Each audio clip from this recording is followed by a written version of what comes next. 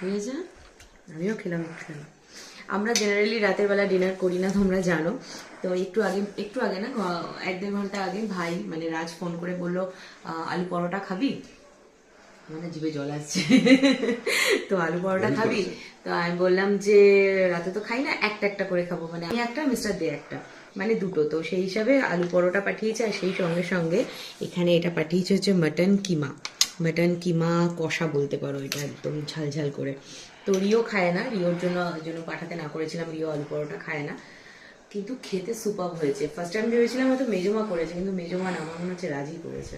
দারুণ করেছে, হেভি করেছে। আর সঙ্গে এটা রয়েছে বলে আজকে বিয়ে করলাম, তোমার কফি করিনি, বিকাশ চা। ঠিক আছে, তো আজকে আমাদের সানডেতে ডিনারও হয়ে গেল।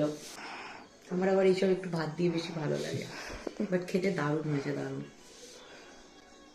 চলো খাই। গুড নাইট সবাইকে। আচ্ছা আমিও বলে দিই।